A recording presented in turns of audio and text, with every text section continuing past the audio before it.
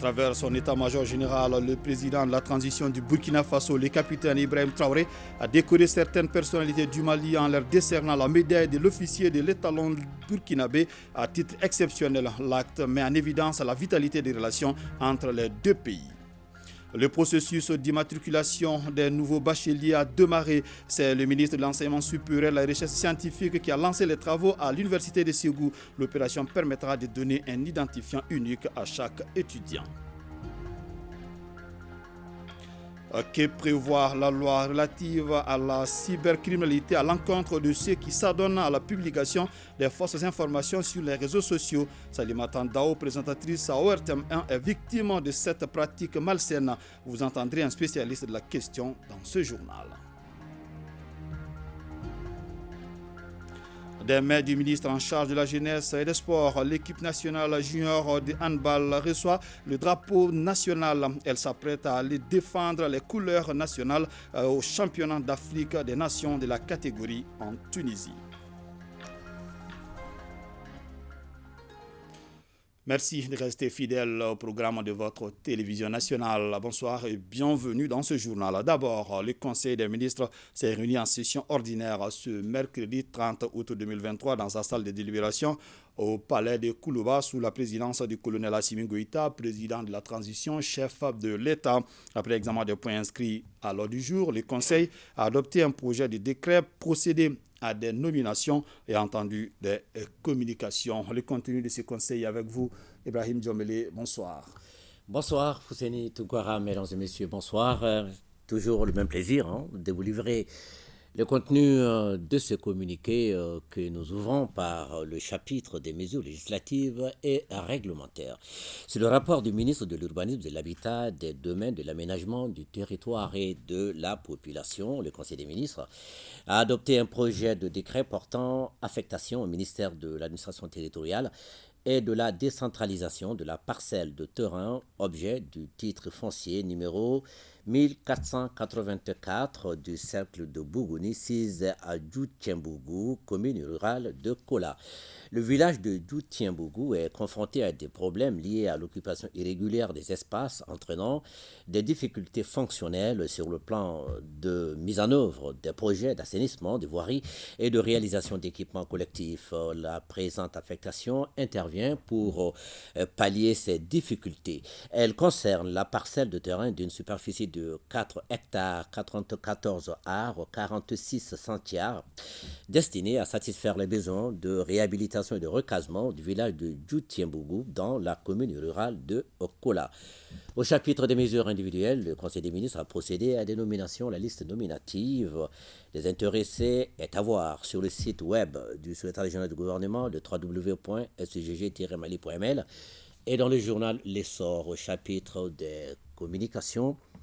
Le ministre de la Santé et du Développement social a informé le Conseil des ministres de l'évolution de la maladie à coronavirus marquée par une stagnation du nombre de cas testés positifs par rapport à la semaine précédente. Le président de la transition, chef de l'État, a appelé la population au respect strict des mesures de prévention de lutte contre la maladie. Et voilà, ce soir, on a fait bref, Fousseni Tounkara. Effectivement, Ibrahim Djomele, merci. Le Premier ministre, Dr Choguel Kokla-Maïga, a reçu cet après-midi une délégation des femmes de l'UEMOA. Elles sont venues plaider en faveur de l'adoption d'une disposition communautaire dans l'application pour booster l'émergence du genre. Pour plus de précisions, écoutons Barbara Ki, directrice du genre auprès de la commission de l'UEMOA. Elle est au micro de Alousseni Touré. Nous sommes ici dans le cadre de la dissémination et de la contextualisation du schéma type d'institutionnalisation du genre dans les États membres de l'UEMOA. Alors nous avons été reçus par l'autorité pour expliciter davantage l'objet de notre mission ici. Et ce schéma type a été élaboré de manière participative avec l'ensemble des États membres dans le cadre de la mise en œuvre de la stratégie genre de l'UEMOA qui a été adoptée en 2018. Et donc, il s'agit d'un dispositif institutionnel qui aide à opérationnaliser la transversalité du genre dans l'ensemble des politiques publiques. Et l'acte qui a adopte ce schéma est une décision qui a été adoptée en juin 2022 par le Conseil des ministres statutaires. Et donc, le Mali, depuis 2019, a participé activement à l'élaboration de ce dispositif institutionnel. Et il s'agit d'un dispositif qui doit être mis en place par les États membres au bout de 5 ans. Du chef de gouvernement, nous attendons d'abord un portage politique fort. Parce que vous savez que la question de la sexospécificité n'est pas toujours bien comprise. Et ici, aujourd'hui, avec ce schéma touche à l'ensemble des ministères. C'est-à-dire qu'il induit une réforme au point de vue organisationnel. Donc vous comprenez que cette réforme ne peut être effective sans l'aval de la plus haute autorité. Séance de travail entre une délégation de la Commission des finances et du budget de l'Assemblée législative de transition du Burkina Faso et les membres de la commission en charge des questions de finances du CNT. Les deux parties ont échangé sur les axes de coopération entre les organes législatifs de transition des deux pays. Mamadou Fani. Au troisième jour de sa visite au Mali, la délégation de l'Assemblée législative de transition du Burkina Faso a eu une séance de travail avec les membres de la Commission des finances, de l'économie, du plan, de la promotion du secteur privé et de l'industrie du CNT. Les échanges ont porté sur le partage d'expériences entre les deux pays. Nous avons passé en revue l'ensemble des actions principales qui sont menées par les différentes commissions des finances et du budget pour en tout cas atteindre les résultats qui sont fixés et prédéterminés. En l'occurrence, l'examen des différentes lois de finances, la loi de finances initiale, les lois de règlement et bien entendu les lois de finances rectificatives. Nous avons également travaillé à comprendre ce qui se passe au Mali en termes de reddition des comptes. Nous avons eu un contact très fructueux. Nous avons essayé d'identifier les centres d'intérêt qui ressort des termes de référence que nous avons reçus il y a un certain temps. La séance de travail a été essentiellement axée sur ces centres d'intérêt, les réponses qu'on pouvait leur donner et concernant leur curiosité, ce qu'ils veulent savoir au niveau de la commission, le fonctionnement de la commission, son organisation. Mais nous, de notre côté, nous avons eu de très bons contacts. Après ces larges tours d'horizon sur les questions relatives à la loi des finances, les organes législatifs de transition du Mali et du Burkina entendent renforcer leur coopération dans le but de répondre aux aspirations de leur peuple. Cette séance nous a permis, de part et d'autre, de nous imprégner du fonctionnement des deux parlements, mais aussi d'échanger sur les préoccupations communes et aussi sur les perspectives. Et ce fut un échange fructueux, un échange vraiment fraternel, un échange qui nous permettra à tous les deux parlements d'améliorer nos méthodes de travail, nos procédures de travail, mais aussi d'initier une collaboration permanente entre les deux parlements. À l'issue de cette rencontre, Maliens et Burkinabés se disent satisfaits des échanges. La délégation burkinabé, conduite par la deuxième vice-présidente de l'Assemblée législative de transition, a salué l'hospitalité du peuple malien qui a réservé un accueil chaleureux à sa délégation. Le président de la transition du Faso, chef de l'État, le capitaine Ibrahim Traoré, à travers son état-major général, a décoré certaines personnalités du Mali en leur décernant la médaille de l'officier de l'étalon burkinabé à titre exceptionnel. Une véritable marque de reconnaissance qui traduit l'excellence des relations de coopération, surtout sur le plan militaire entre le Mali et le Burkina Faso. Ari Djoumatina.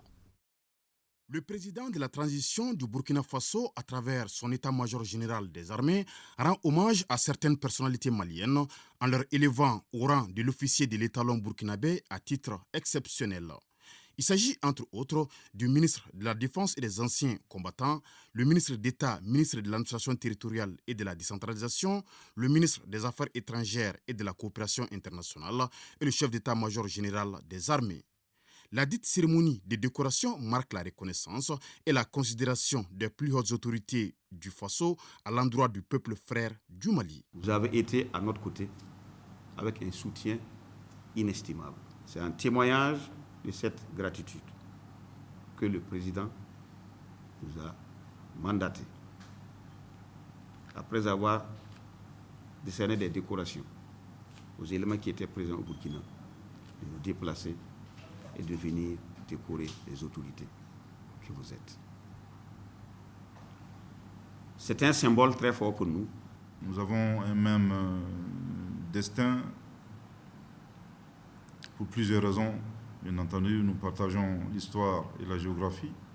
Mais ces 10 dernières années, je pense que quelque part, les défis de l'insécurité, le terrorisme, la criminalité transnationale organisée, avec son lot, son cortège de victimes, de morts, dans les rangs des forces de défense et de sécurité et de nos braves populations, ont renforcé ces liens. Et nous sommes agréablement surpris et très honorés de recevoir cette décoration de la part de son Excellence le capitaine Traoré. Je peux vous rassurer que cette distinction, nous les acceptons avec honneur et je peux vous dire que ça va nous obliger à fournir encore beaucoup plus d'efforts. Pas pour nous-mêmes, mais pour sauver des vies. Parce que les instructions de nos présidents sont claires. Pays voisins et frères, le Mali et le Burkina Faso ont décidé de mutualiser leurs efforts pour lutter efficacement contre le terrorisme. Le ministre de l'Agriculture vient de se rendre successivement à l'APECAM, à la CMDT et à l'OHVN pour s'imprégner des difficultés auxquelles ces structures sont confrontées. Parmi les difficultés, le délabrement des locaux, l'insuffisance du personnel et des moyens logistiques. Mohamed Kantao. Quand un membre du gouvernement se rend dans les structures relevant de son département, certainement c'est pour prêter une oreille attentive à leurs doléances. Cela afin d'y trouver des solutions idoines. C'est à cet exercice que s'attelle le ministre de l'Agriculture. Lassine Dambélé a débuté sa tournée par l'Assemblée permanente des chambres d'agriculture du Mali, APECAM. Le ministre et sa délégation ont ensuite été accueillis à la CMDT où le secrétaire général de la section syndicale a fait le survol des préoccupations des travailleurs de cette structure. Après avoir pris bonne note des doléances signalées, le chef de département de l'agriculture s'est enfin rendu à l'office de la Haute-Vallée du Niger, OHVN. Le problème de personnel est ressenti au niveau de toutes les structures de façon transversale. Ils sont des élus locaux. Ils ont à leur sein beaucoup d'interprofessions qui ont été créées et qui génèrent de l'argent logiquement. Mais malheureusement, dans l'esprit collectif, on crée les associations et les organisations en espérant que nous allons nous faire supporter par l'État. C'est cet esprit que j'ai essayé d'effacer en leur disant que les interprofessions sont des interprofessions créées pour pouvoir générer des ressources et que logiquement, il doit y avoir des prélèvements à la source sur les produits. Et sur ces prélèvements, une partie doit aller à l'APECAM, une partie doit aller aussi au fonctionnement de l'interprofession. La deuxième structure, c'est la CMDT. Il y a lieu aussi de restructurer. La CMDT, on a voulu créer des filiales, les 4 filiales. Malheureusement, on a voulu aussi privatiser les filiales pour que chaque filiale puisse être gérée par les privés. Entre-temps, avant même qu'on boucle le système, il y a eu les événements de 2012 que vous connaissez qui ont fait que le processus a été arrêté. Donc après l'arrêt de ce processus, on a pensé qu'il fallait trouver un autre mécanisme où la structure pouvait être beaucoup plus organisée. Et on pense à mettre une direction générale et transformer les filiales en direction régionale. Quand on est d'accord à ce qu'il y ait un changement, le Mali-Croix ait lieu, le Mali-Croix, ce n'est pas avec des gens nouveaux, c'est nous-mêmes. C'est notre mental, notre façon de réagir qui doit changer. Les responsables de ces structures visitées ont salué les efforts du gouvernement pour la subvention des engrais et l'augmentation du prix du coton. Quant aux visiteurs du jour, il dit avoir pris bonne note des doléances et que c'est ensemble que des solutions seront trouvées. Le Burkina Faso à l'école du Mali en matière de gestion de pèlerinage a une délégation séjourne dans notre pays pour aborder le sujet. Des séances de travail ont eu lieu avec le ministre des Affaires religieuses élargi à la maison du Hadj et aux agences de voyage. Boubacar Kanouté. S'inspirer de l'expérience et de l'expertise malienne en matière d'organisation de pèlerinage, cinquième pilier de l'islam, tel est l'objectif de la visite de cette délégation burkinabé, conduite par El Hadj Oumar Zounkrana, président des associations islamiques du Faso, en abrégé FEB. Les deux pays ouest africains partagent l'histoire, la géographie et la religion, des valeurs chères aux ressortissants des deux pays concernés. Le chef de la délégation burkinabé a salué l'esprit d'ouverture du ministre des Affaires religieuses et de ses collègues qui ont facilité leur appropriation avant de prier pour la stabilité de nos deux pays. Vous savez que Mali et Burkina, ce sont des pays frères auxquels c'est nécessaire que nous venons vers eux pour voir comment ils s'organisent. Ça ne veut pas dire que chez nous aussi on l'organisait depuis, mais il faut apprendre à tout moment. Le Burkina Faso et le Mali traversent des moments très très difficiles. Mais nous prions Allah que la paix revienne au Mali et au Burkina Faso et dans la sous-région. Une démarche que les autorités maliennes ont accueillie avec ferveur. Cette marque de considération mutuelle arrive au moment où le Mali est considéré comme un cas d'école en matière de gestion du Hajj.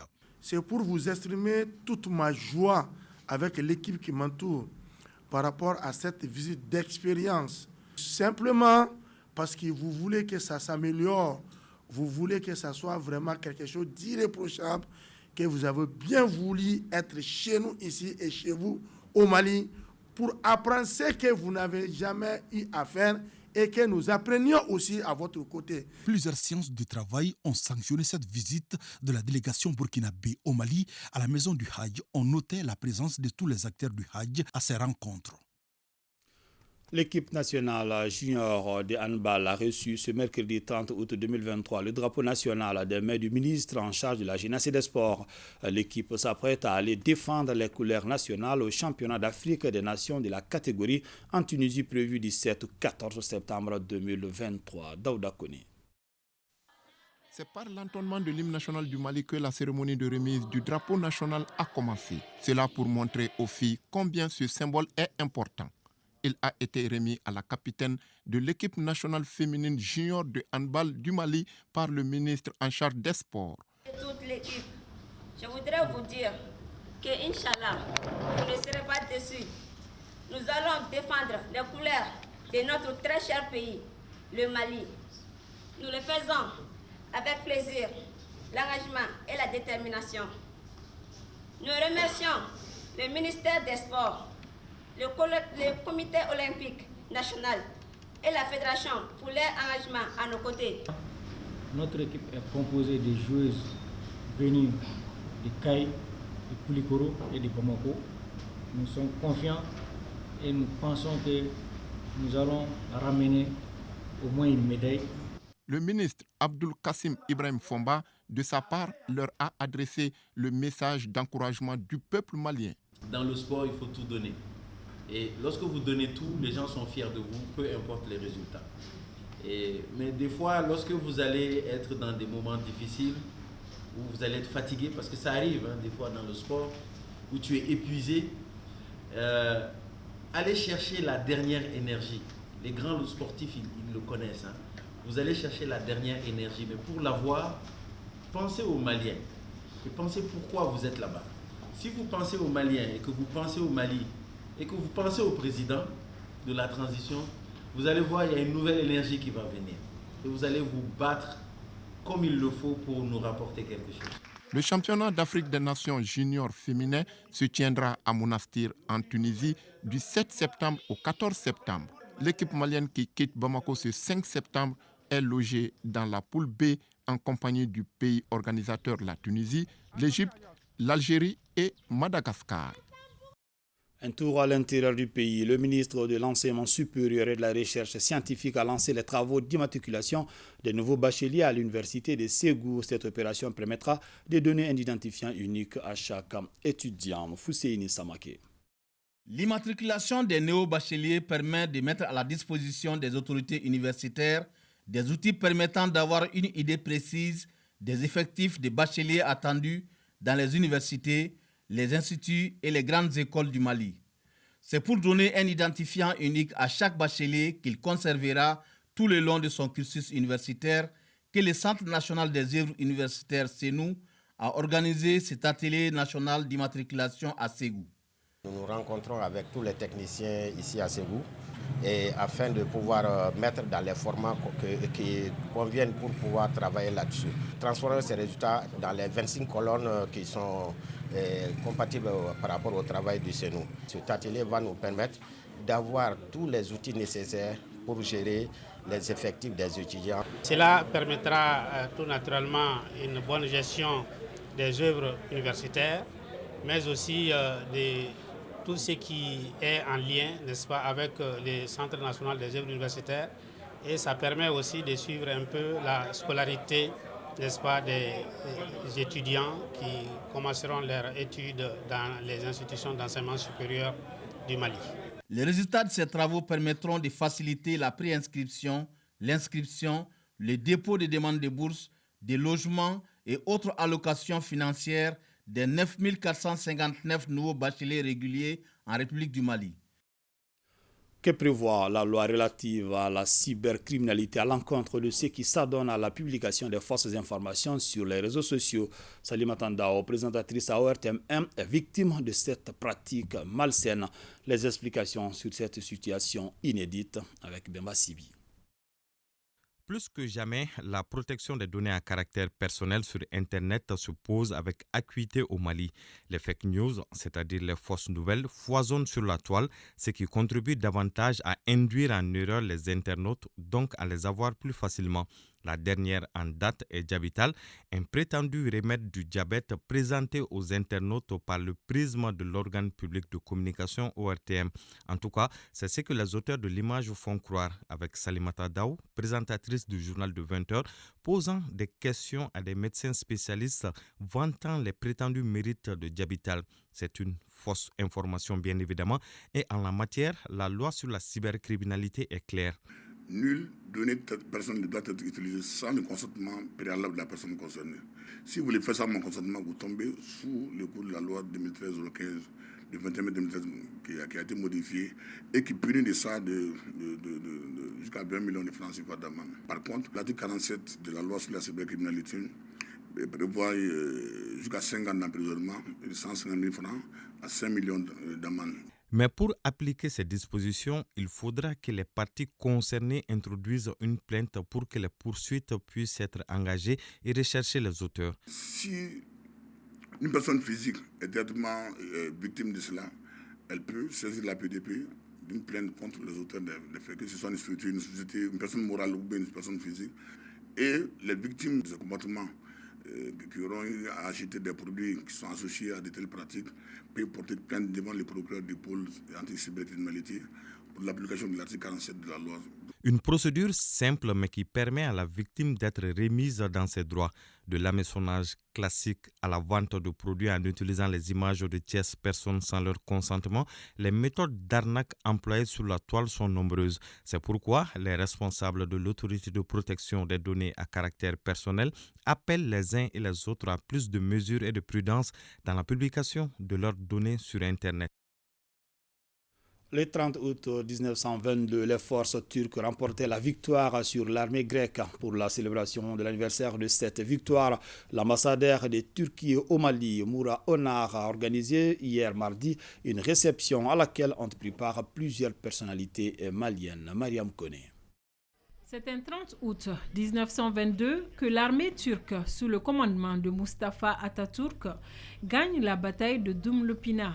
Cette bataille sera fondamentale car elle conduira la Turquie vers la victoire de la guerre d'indépendance et aussi à la création de la République. L'ambassadeur de Turquie au Mali célèbre cette victoire dans la convivialité avec amis et collaborateurs maliens et étrangers. Aujourd'hui, sous le leadership de notre président Recep Tayyip Erdoğan, nous travaillons pour faire du centenaire à venir le siècle de la Turquie. Aujourd'hui, les forces armées turques sont parmi les 10 premières armées mondiales. Nous sommes aussi on aime beaucoup le dire, la deuxième armée de l'OTAN. notre industrie de défense produit du matériel de haut niveau. Je suis maintenant au Mali depuis un peu plus de 4 ans. Mon pays, la Turquie, comprend bien le Mali, respecte ses choix souverains et soutient le processus de transition. Ainsi, mon pays n'a appliqué aucune sanction contre le Mali, tout au contraire. Les autorités maliennes apprécient à sa juste valeur le partenariat gagnant-gagnant avec ce pays de grands empires et de vieilles civilisations.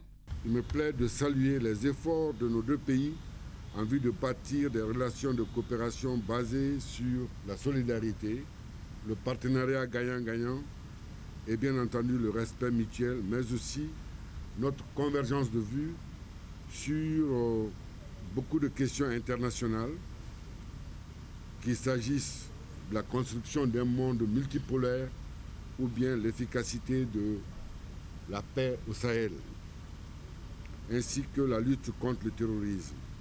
Les autorités maliennes n'ont pas manqué d'apprécier les retombées positives de plusieurs accords de coopération entre Bamako et Ankara dans les secteurs de l'économie et du commerce, sans oublier le renforcement des capacités des forces de défense et de sécurité du Mali. Quant à l'ambassadeur de Turquie, il a donné l'assurance que son pays va continuer à soutenir le Mali et à développer ses relations avec lui. Les conseillers aux affaires économiques et financières des gouverneurs des régions du Mali sont réunis depuis hier mardi à Banankuruni, à une vingtaine de kilomètres de Bamako. La rencontre de 4 jours vise à renforcer les capacités des participants en matière de système d'alerte et de veille sur la sécurité alimentaire et nutritionnelle. L'atelier est organisé par le commissariat à la sécurité alimentaire. Sogona Kamisogo.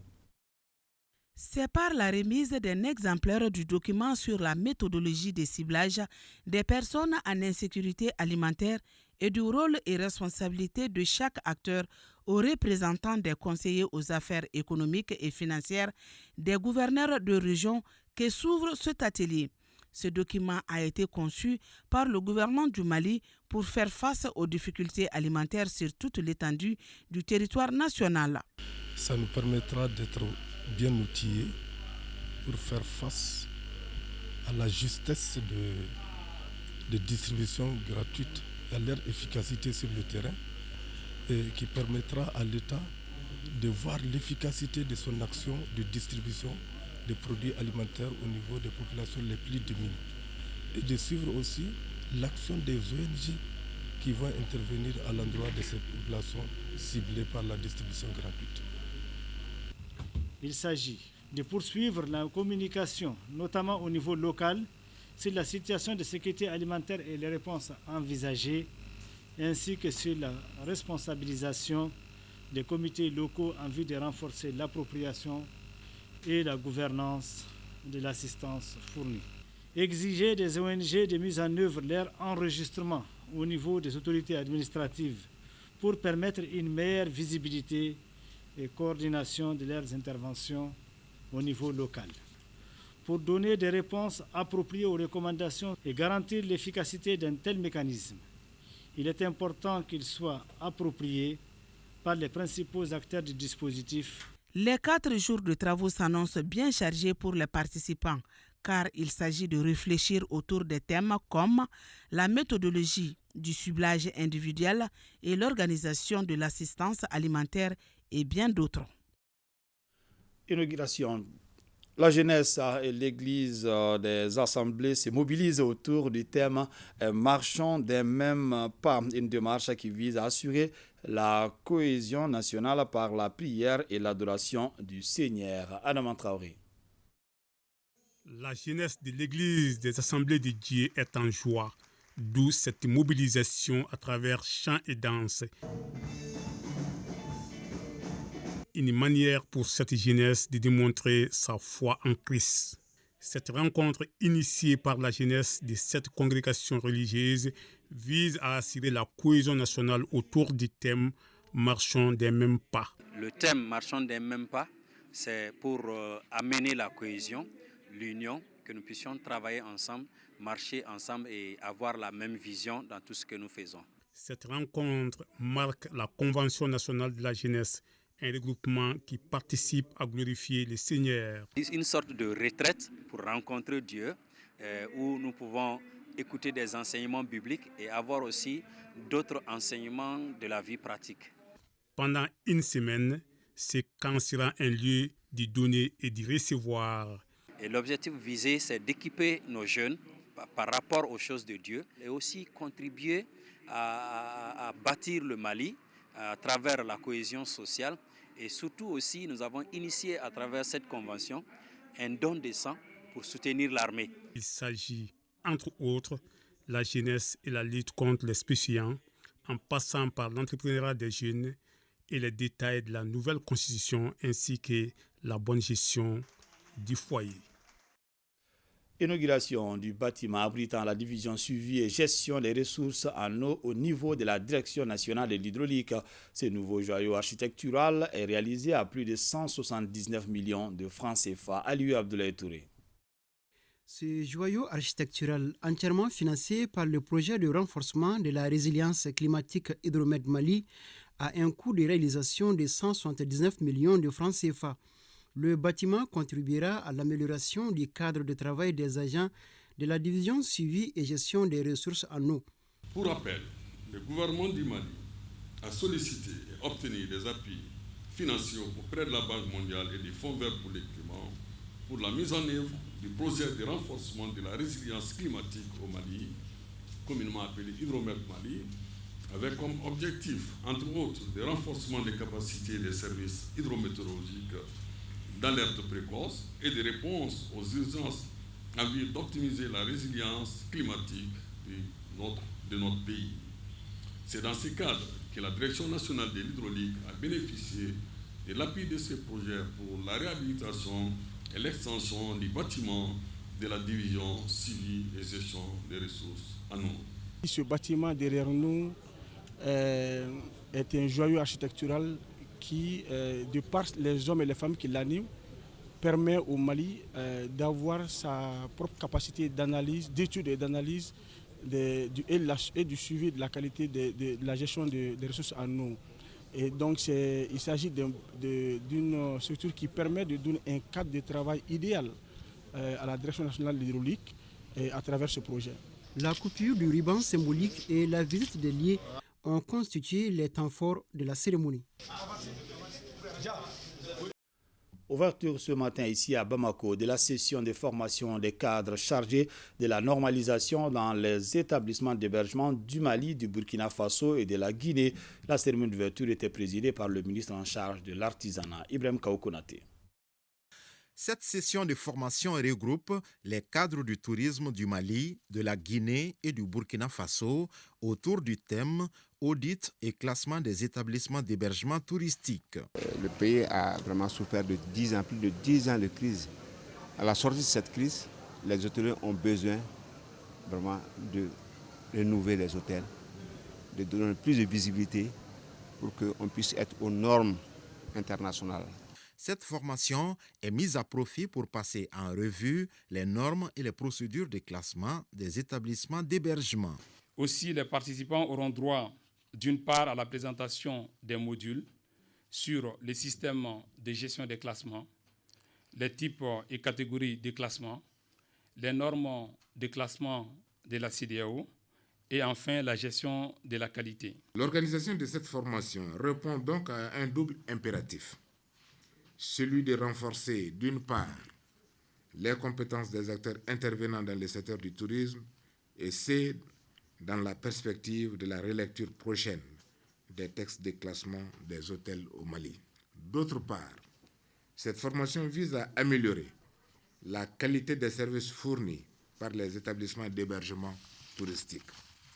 Cette formation illustre par ailleurs les nombreuses actions par lesquelles le gouvernement du Mali, à travers mon département, entend magnifier la résilience de l'activité touristique tout en contribuant à la promotion de la destination Mali sur le plan international. Cette formation est rendue possible grâce au financement du gouvernement malien et du Comité permanent de coopération économique à hauteur de $80 000, soit plus de 48 millions de francs CFA. Les travaux de la deuxième conférence nationale de la section des mines, du commerce et des industries du Mali ont pris fin. Karim Fomba est reconduit à son poste de secrétaire général pour 5 ans. Il dirige un bureau de 51 membres et prône la continuité de l'action pour l'amélioration des conditions de vie des travailleurs de la section.